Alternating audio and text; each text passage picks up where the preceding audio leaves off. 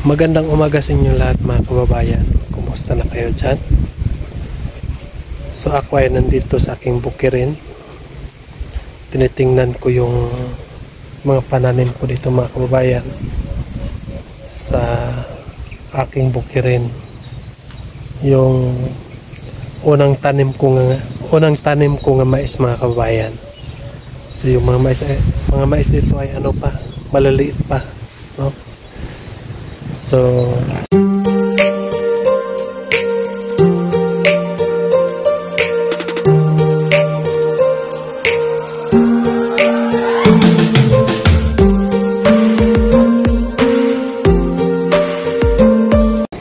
siguro mga 3 araw pwede na ito lagyan ng abono mga kababayan. Merong ibang hindi tumurok, no? Hindi tumubo yung mais. Hindi natin maiwasan nga may tinatanim natin nga hindi tumubo. Kahit tumubo, may mga ano din mga kabayan, may mga dangan ba yung mga kakainin nila yung yung mga mais nga ganito nakataas. Kaya ay ganito ang nangyari sa aking mais mga kababayan.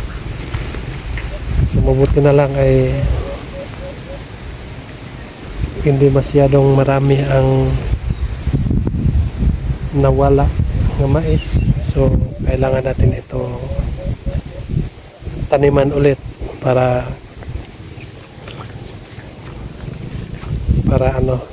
maganda mga kababayan. So ito lang yung aking awan dito, at saka doon sa kabila mga kabayan tinataniman ko yung bago. Ito yung una po na tinaniman ko ng mais.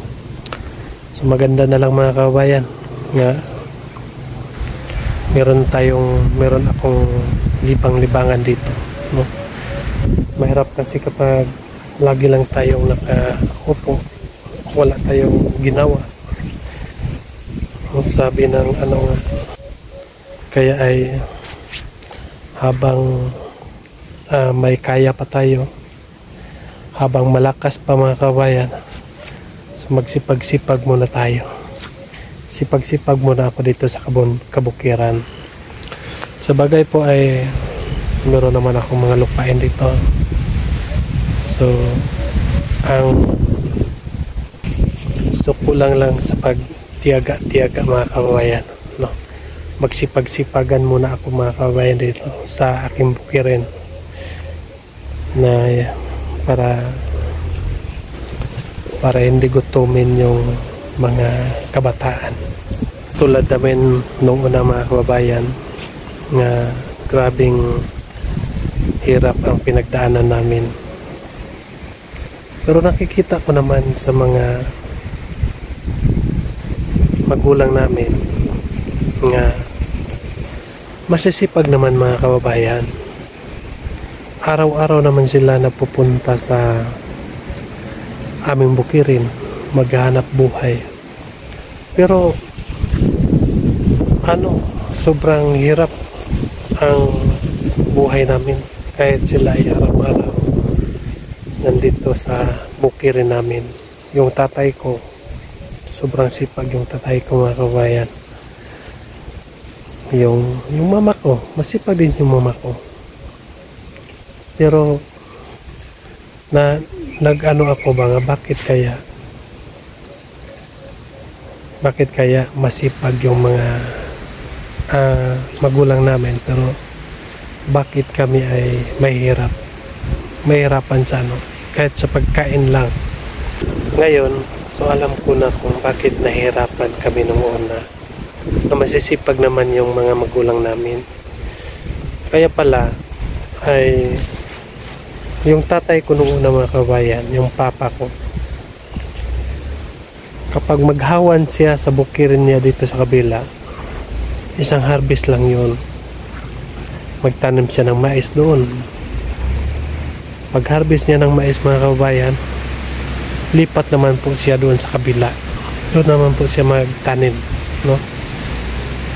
So pag tanim niya doon mga kabayan, pag harvest na naman niya, lipat naman po dito sa kabila. So walang tinitirahan namin nung una nga, yung matagal kaming tumitira doon sa bahay. So tumitira kami mga kabayan, hindi matagal, no? Ang mga ano lang, 5 buwan. 5 buwan kami tumira. Lipat na naman kami dito sa kabila. So walang formal nga tumirahan namin nung una mga kabayan. So wala silang mga tanim nga tulad ng mga niyog, yung mga lansones, yung lahat ng mga pang forever na pang tanim mga kabayan, wala. So yung tinatanim lang, ang nalaman lang ng mga katutubo nung una mga kabayan, ang ano lang, mais, kamuting kahoy. Yun lang ang alam nila nga itanim mga kabayan, at saka yung palay. Yung palay mga kabayan ay taon-taon lang din yan. Pero iba talaga yung harvest sa Basakan, sa dito sa Mala, sa bukid mga kabayan.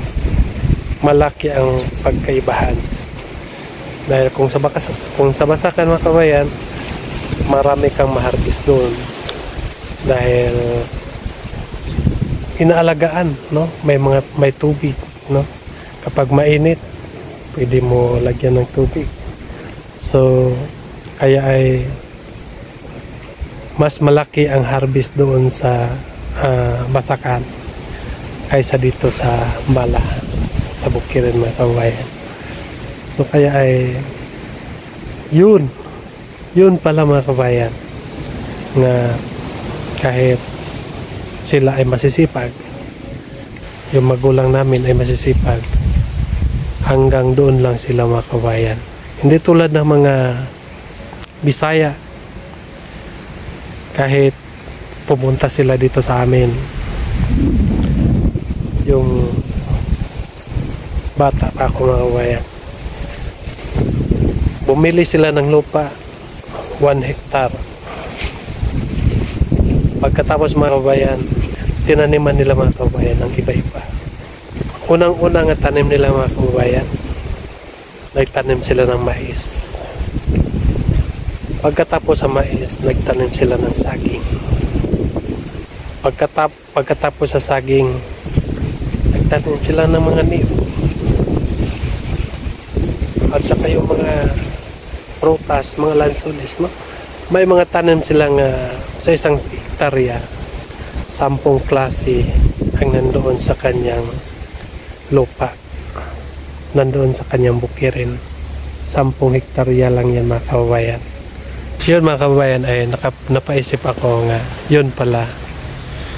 So ngayon ay hirapan kami nung una dahil palipat-lipat kami magtatanim. So napaisip ako nga magtiyaga-tiyaga muna magtatanim mga kabayan, kahit anong itanim. So tanim tayo ng mga niyog dyan, mga mga kabayan. Kahit kung sakali ay tayo ay mawawala dito sa mundo, ay meron tayong iiwan doon sa natitira pang buhay. So sana po ay mag-ingat kayo dyan palagi mga kabayan, at magdadasal lang tayo palagi. Kahapon mga kabayan, pumunta ako doon sa Panabo. Naghanap ako ng salamin sa sa umbak, kasi yung umbak ay wasak na wasak yung salamin, nasisira po. So bilis-bilis lang ako mga kabayan, punta doon. Sirado pala kasi Sunday. So nagawa ko agad-agad akong bumalik. Pag-abot ko doon sa sa barangay Malabog namin, sa Malabog mga kabayan. So dito kakain ako doon. So umuulan habang ako kumakain, biglang nagkidlat mga kaigsunan. Muntik akong natatamaan. Yung mga tinidor ko at kutsara ay